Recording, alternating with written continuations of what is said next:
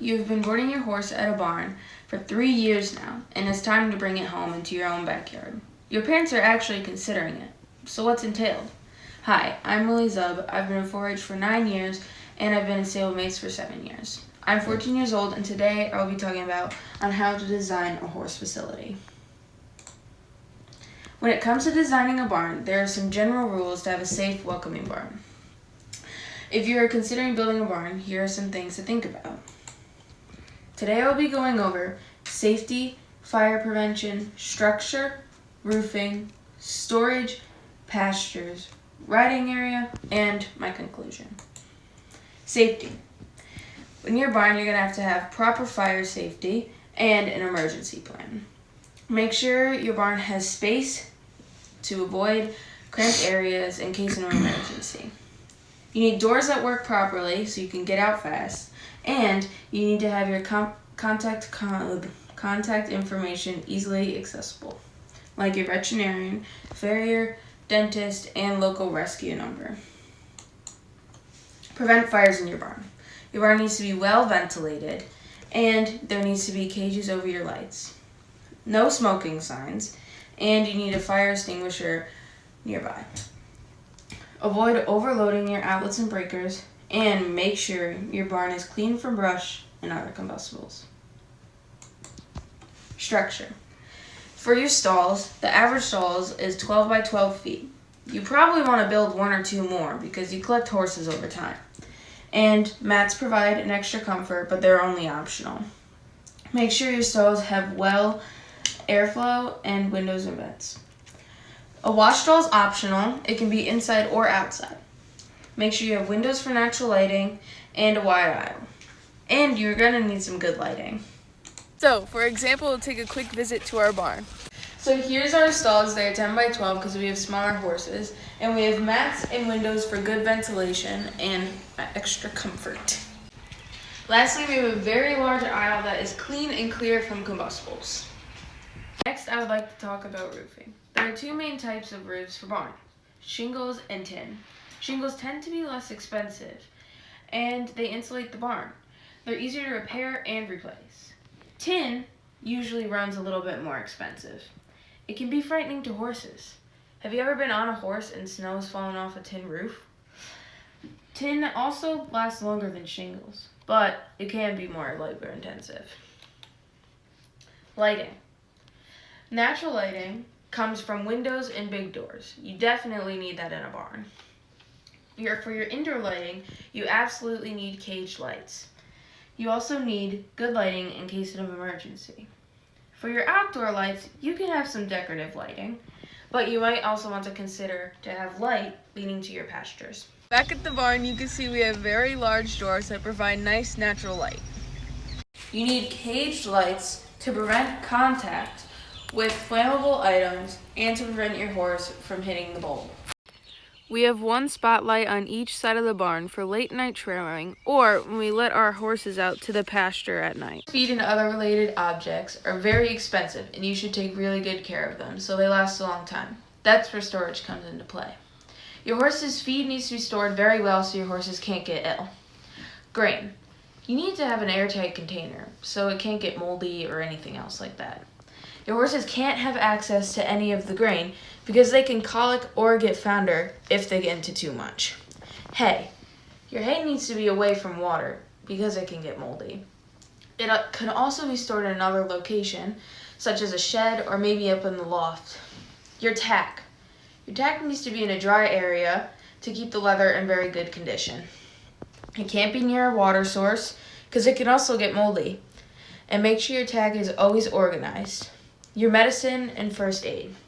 Your medications need to be very organized so you don't mix things up.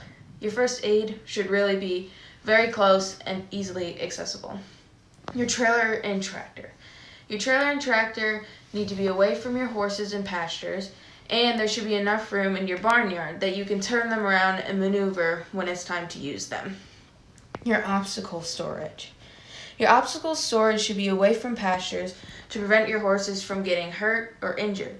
And they also can't have access to water because the wood in them could probably rot.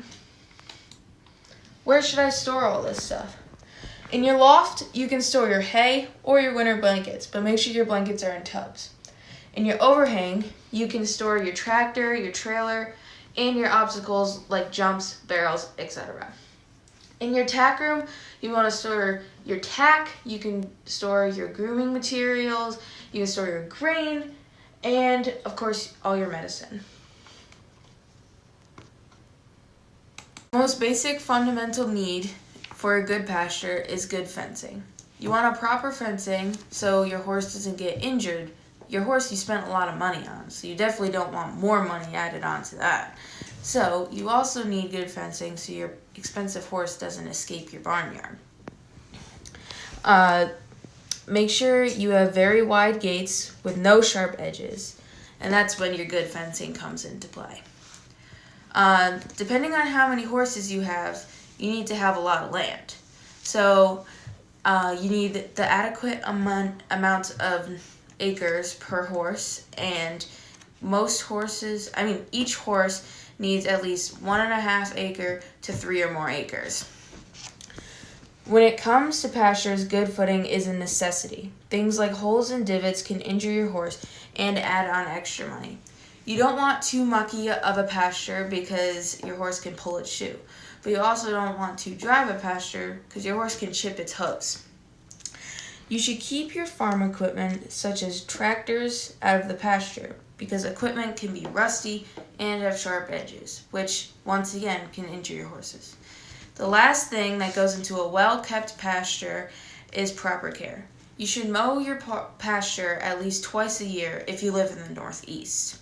You also want to make sure your pasture is well drained.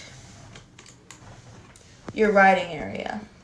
There's 2 types of riding areas, an outdoor and an indoor.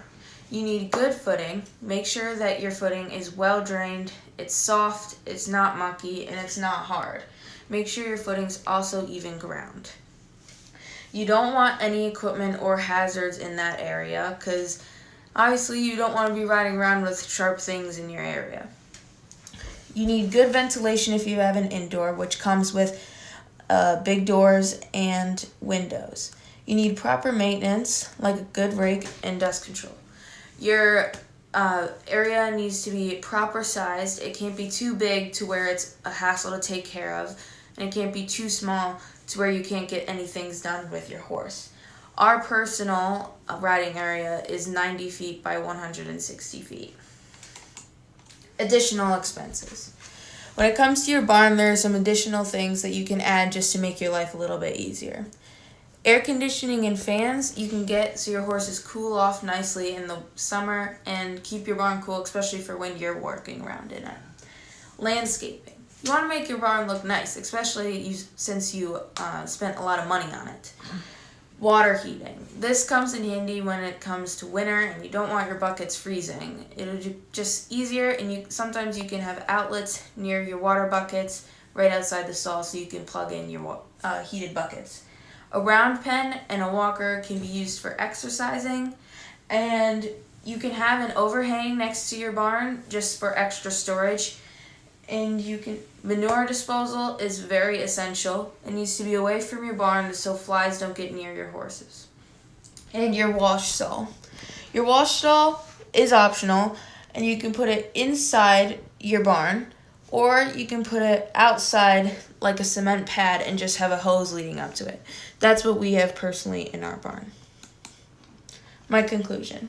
Today, I went over fire safety, fire prevention, storage, roofing, pastures, and the riding area.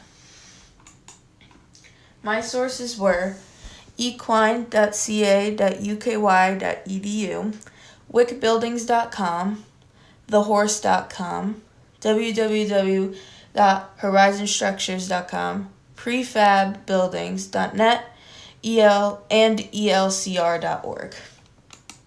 Any questions?